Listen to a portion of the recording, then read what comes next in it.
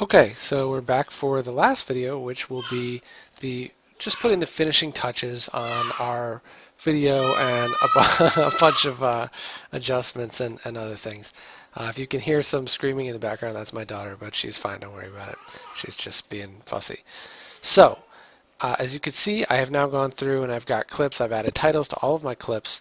But I haven't done anything else. So this is basically what you're gonna do once you've picked the clips, you've edited the clips, you've got the titles, but this isn't a completely finished video, right? I don't have any transitions, I don't have any music, I got to do some other stuff to kind of make it look good.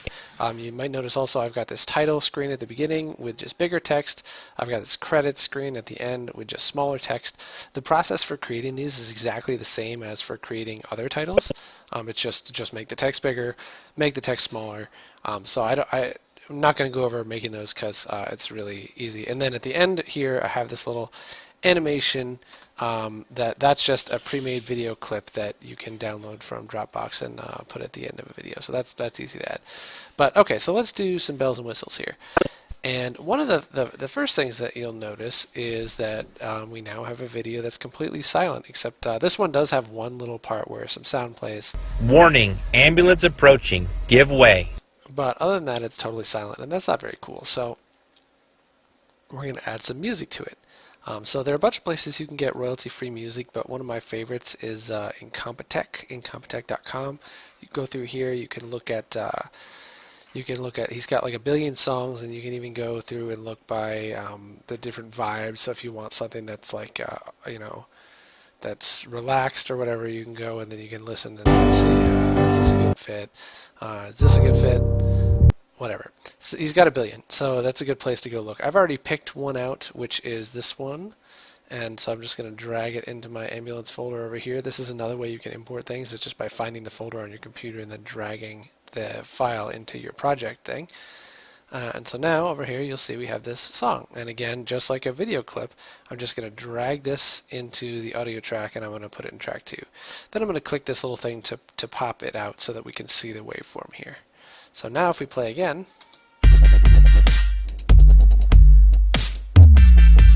cool, we got some music going, so that's fun. Now one thing we want to do is go all the way into the beginning here, so look at this, put your cursor at the beginning and then click down here, scroll it a bit and just make sure that the music starts at the same time as the video. Now in this case there's only a tiny gap, so you don't really need to adjust this, but I would usually still adjust a little bit just to make it so that the music starts right when the video does. Now, like I said, in this one it was such a small gap that you don't really need to adjust it, but sometimes there's a longer pause at the beginning of the song, so you'll need to go in and clip that. Otherwise you'll have an awkward sort of pause at the beginning where there's video playing but there's no sound. Another obvious thing we want to do is set it so that it ends at the end. So we can just go press the C button on the keyboard. That'll give us our razor tool, and then click right there. And now you can see we've split this audio into 2 halves, so we're just going to kill this. But that's kind of an awkward ending, right? So I'm going to show you another tool that you can use. If you press the P tool, or if you click up here, you'll get the pen tool, and that allows you to, we're going to zoom in here a little bit because it's easier, to add points on the audio or on video and modify it. So we can create a fade, for example, by this yellow line is where the basically the volume level is on this, and it's at 0 dB right now, which is like, so it's not louder or quieter than it was originally recorded at. So I'm going to add a point right there to keep it at 0, and then a point right here to make it fade, and the effect is where I drag this point all the way down, and then the effect is we get a nice little fade there. So that's a little bit better than just ending it abruptly. Similarly, over here we did have this one section of audio. Warning. But if you listen to this, you can hear that kind of the buzz come in before the speaking actually happens. So I'm going to just have that be a little bit more organic sounding by adding a fade at the beginning, and then I'm going to fade it out at the end as well, so it doesn't, so just so it's not as sharp a contrast. Warning, ambulance approaching. Warning, ambulance approaching. Give way. So that's a little bit smoother, and I'm also going to pull the volume down a little bit of the music while this recorded track, the speaking, the warning there is playing. So I'm going to just pull this down to maybe, okay, I'm going to make this a little bigger so I can play with it more. So you can just click on this line down here, drag that down, and then drag this down to maybe -8. Drag that, that's about minus, doesn't need to be exactly the same. And then we'll get this effect where... Warning, ambulance approaching. Give way. There we go. So now we got the sound, the music. We got some nice fades in there so that we can hear this one section where there's sound a little bit more clearly. We don't have any awkward transitions there. That's great. I'm going to save, which is always a good idea. I just like to save every now and then in case you get a crash or something. You never know. So now we got to do transitions.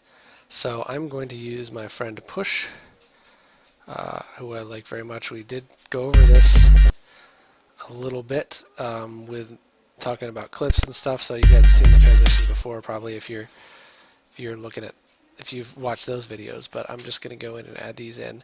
And often what I will do is just add the transition to the title, but not to the video, to the video clips themselves. So I'm not going to add a transition here between, why does that keep happening? I'm not going to add a transition between these two video clips. I'm just going to add a transition between these two titles here. So we'll see how that looks. But often that's kind of enough. You get enough of a sort of enough motion just from moving the title to give this sort of cue that things have changed and it's time to read a new title. And so I'm just going to go through putting in pushes here. But one thing that it's good to, whoops, I just killed that one by accident. So I just hit Control-Z there to undo, which is it's the same as in any other program. Always good to know how to undo. That's a little slow. Let's zoom in a little bit and just make that a little faster. Drag that in a little bit. Maybe drag this end in a little bit too. There we go. So one thing that it's also good to do as you're going through and doing this is test these titles to make sure that they're the right length by reading them out loud. You want them to last about as long as it takes to read them aloud. So I'm going to mute our music for a second here. I'm just going to click that to mute it just so it's not interfering, and go through and let's see how we're doing here. So we've got forget sirens. Qatar's ambulances have a safer solution. Ambulances aren't always as safe as they seem. Often drivers don't hear the sirens until they're very close. So Qatar is testing a new system. Its ambulances send alerts to drivers within 200 meters via FM radio. Any driver with the radio on will hear this. Warning, ambulance approaching. Give way. The alert plays in the language of the radio station it's cutting into. So if the driver is listening to an Arabic station, they hear the alert in Arabic. Qatar's ambulances will use sirens and lights too. Still use sirens and lights, but the hope is this radio system will help them move even faster. And then our credits. Okay, so all of those are fine. It's better to be too long than too short. Both of these ones here were a little bit longer than they needed to be, so I'm actually going to shorten them up a little bit. I'm going to pull the clip in to match the title, and again here I'm just going to see, I'm not really doing this scientifically, but I'm just taking a little bit off the end here.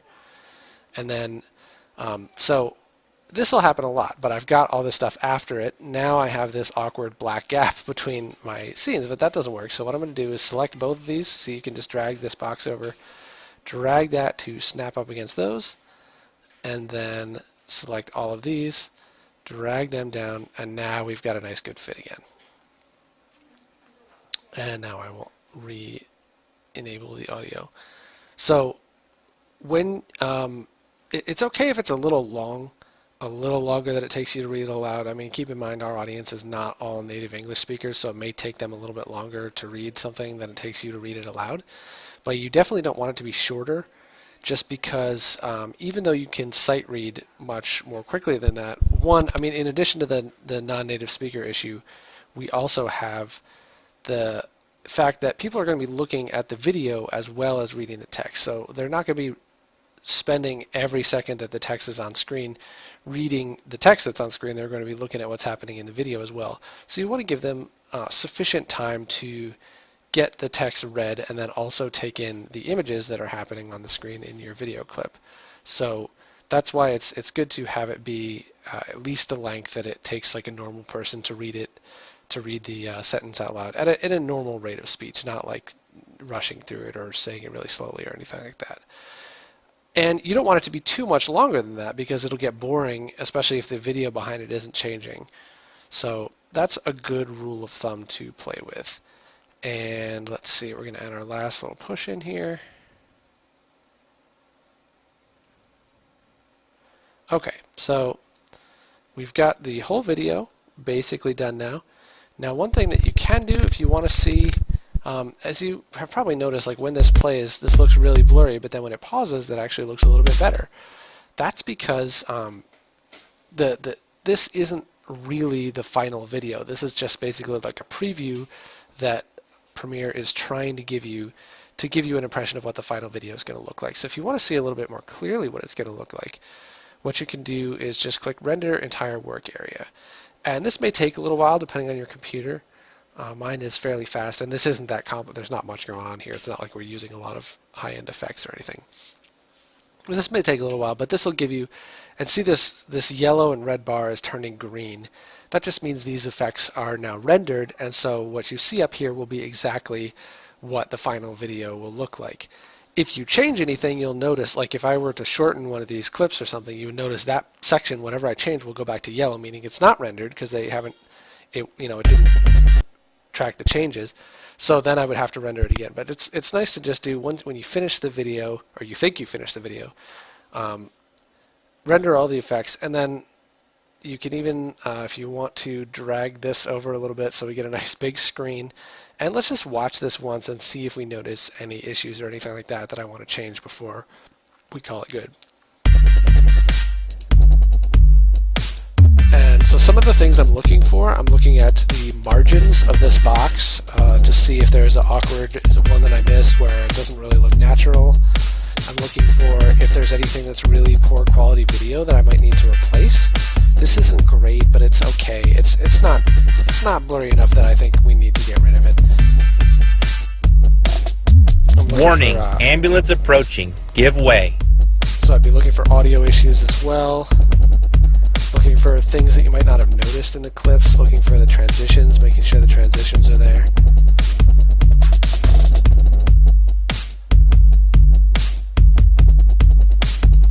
Also looking for typos. Obviously you should have the script checked and hopefully there won't be any typos, so you'll know that before the video is done, but it's always good to double check. Okay, so, I did notice one thing, perhaps you did too, which is that when we shortened those clips, we didn't shorten the music. So the music is actually ending like a second or so, if you can see here, right? This is where our video ends and then the music is ending right there. We don't want that, so we're just going to drag this in to, again, match up with the end of our actual video. And then once again, so we're going to use the pen tool again, and we will create another fade right here. So let's see how that sounds. Lovely, okay. So there we go. That is pretty much it. You have created a full video. The only thing left to do is to export. So File, Export Media, and then, well, that was weird.